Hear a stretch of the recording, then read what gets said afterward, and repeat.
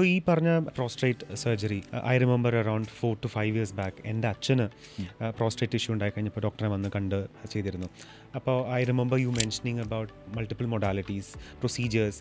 ടെർപ്പ് എന്ന് പറഞ്ഞൊരു പ്രൊസീജിയർ ഉണ്ട്, പിന്നെ then you are doing holmium laser therapy. അപ്പോൾ ഇത് രണ്ടും തമ്മിൽ എന്താണ് ഡിഫറൻസ്? രാജീവിൻ്റെ ഫാദറിന് ചെയ്തേക്കുന്നത് holmium laser enucleation of prostate എന്നുള്ള സർജറിയാണ്. TURP ആൻഡ് ഹോലിപ്പ് ഈ രണ്ട് സർജറികളും കുറച്ച് കാലമായിട്ട് പ്രോസ്റ്റേറ്റ് ഗ്രന്ഥി വീക്കത്തിന് വേണ്ടി ചെയ്യുന്ന സർജറീസ് ആണ്. TURP എന്നുള്ള സർജറി 1970s മുതൽ ഒരു ഗോൾഡ് സ്റ്റാൻഡേർഡ് സർജറിയാണ്. അതായത് it's a very simple surgery. ഒരു സിസ്റ്റോസ്കോപ്പിൻ്റെ സഹായത്തോടെ പോയി പ്രോസ്റ്റേറ്റിൻ്റെ ടിഷ്യൂസിനെ ഇലക്ട്രിക് കറണ്ടിൻ്റെ സഹായത്തോടെ, ലൂപ്സിൻ്റെ സഹായത്തോടെ ഇങ്ങനെ കട്ട് ചെയ്ത് സ്ക്രേപ്പ് ചെയ്തെടുക്കുക, ചുരണ്ടി എടുക്കുക എന്നുള്ളതാണ് method. It was a very revolutionary surgery at that time. Basically endoscopic സർജറിയുടെ തുടക്കം തന്നെ TURPയിലൂടെയാണെന്ന് പറയും.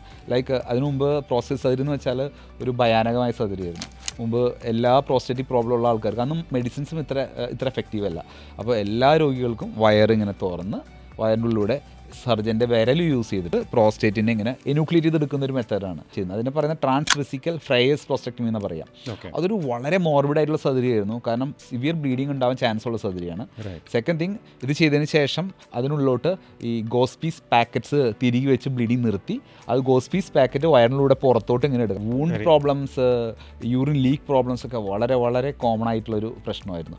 കുറേ ദിവസത്തോളം കഥീറ്റിലായിരിക്കും പേഷ്യൻസ്. അതിന് മുകളിൽ വന്ന ഒരു അഡ്വാൻസ്മെൻ്റ് ആണ് TURP. So it was complete revolution ആയിരുന്നു. പ്രോസ്റ്റേറ്റിനെ സ്ക്രേപ്പ് ചെയ്ത് എടുത്ത് മാറ്റുന്നു, ഒരു 3-4 ദിവസം കഴിഞ്ഞിട്ട് ട്യൂബൊക്കെ എടുത്ത് മാറ്റുന്നു. TURP was the gold standard surgery till 2010 വരെയൊക്കെ. അത് തന്നെയായിരുന്നു ഗോൾഡ് സ്റ്റാൻഡേർഡ് സർജറി. 2000 മുതലാണ് ഈ ഹോൾമിയം ലേസർ എനുക്ലേഷൻ എന്നുള്ള പ്രോസ്റ്റേറ്റിൻ്റെ സ്റ്റാർട്ട് വരുന്നത്. അപ്പോൾ അതൊരു നേസൻ ടെക്നോളജിയാണ്. ലേസർ ഉപയോഗിച്ചിട്ട് പ്രോസ്റ്റേറ്റിനെ ടെക്നോളജി ആയിരുന്നു 2000s. അതായത് ലേസർ യൂസ് ചെയ്തിട്ട് പ്രോസ്റ്റേറ്റിനെ പ്രോസ്റ്റേറ്റിനെ ഒരു ഓറഞ്ച് പോലെ സങ്കല്പിക്കുക.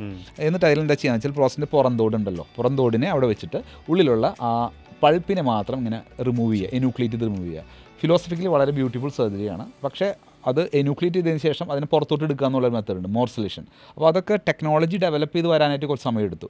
സോ ബൈ 2012-2013 ഒക്കെ ആയപ്പോൾ കുറച്ചുകൂടി സെൻറ്റേഴ്സ് വേൾഡിൽ പല സെൻറ്റേഴ്സിലും അത് യൂസ് ചെയ്ത് തുടങ്ങി. Slowly people understood that this surgery is better than TURP എന്നുള്ള സർജറി. കാരണം ഒന്ന്, റിക്കറൻസ് ഉണ്ടാവുന്നില്ല. സെക്കൻഡ് തിങ് എന്ന് വെച്ചാൽ TURPയുടെ കോമണസ്റ്റ് കോംപ്ലിക്കേഷൻ എന്താണെന്ന് വെച്ചാൽ സോഡിയം കുറഞ്ഞു പോകുക എന്നുള്ളതാണ്. TURP സിൻഡ്രം എന്ന് പറയും. ഈ TURP സിൻഡ്രം വന്നാൽ ഏകദേശം even the best centres in the world 3% മോർട്ടാലിറ്റിയാണ് പറയുന്നത്. 3% മോർട്ടാലിറ്റി, ലൈക്ക് 2.5 to 3% മോർട്ടാലിറ്റിയെ പറയുന്നത്. അങ്ങനെയുള്ള സിറ്റുവേഷനിലാണ് ഈ ഹോലിപ്പ് എന്നുള്ള സർജറിയുടെ ആകുന്നത്. അപ്പോൾ ഹോലിപ്പ് ചെയ്ത് കഴിഞ്ഞിട്ടുണ്ടെന്നുണ്ടെങ്കിൽ റിക്കവറി ടൈം എങ്ങനെയാണ്? ഈ പറഞ്ഞ പോലെ ഏർലി ആണ്. ഒരു നോർമലി ഒരു 3 daysനുള്ളിൽ ഹോസ്പിറ്റൽ സ്റ്റേ ഉണ്ടാവുന്നു, ട്യൂബൊക്കെ എടുത്ത് മാറ്റി പോകാൻ പറ്റുന്നു.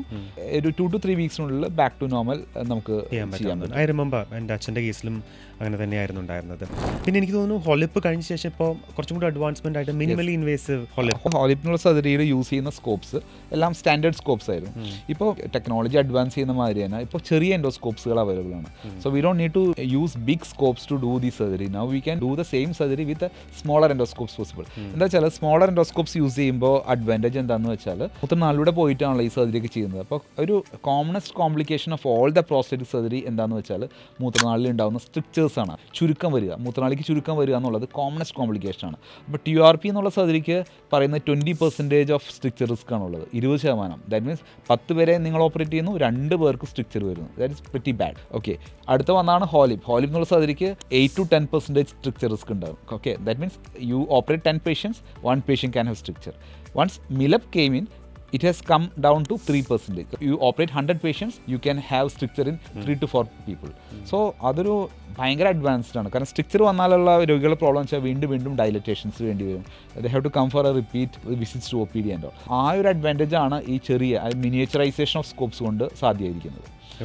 മിലപ്പ് വന്നതിന് ശേഷം ഈ സ്ട്രിക്ചർ റിസ്ക് നന്നായി കുറഞ്ഞിട്ടുണ്ട്. പിന്നെ സെയിം എഫിഷ്യൻസിയോടുകൂടി തന്നെ ഹോലിപ്പ് ചെയ്ത അതേ എഫിഷ്യൻസിയോടുകൂടി തന്നെ മിനിമം ഇൻവേസീവ് ഹോലിപ്പ് ചെയ്യാവുന്നതാണ്. സോ ടെക്നോളജി ഇങ്ങനെ അഡ്വാൻസ് ചെയ്യുന്നതുകൊണ്ട് ഒരു ഗുണം എന്താണെന്ന് വെച്ചാൽ ഇതുപോലെ റിക്കവറി ഇതെല്ലാം ബെറ്റർ ആവുകയാണ് പേഷ്യൻസ്.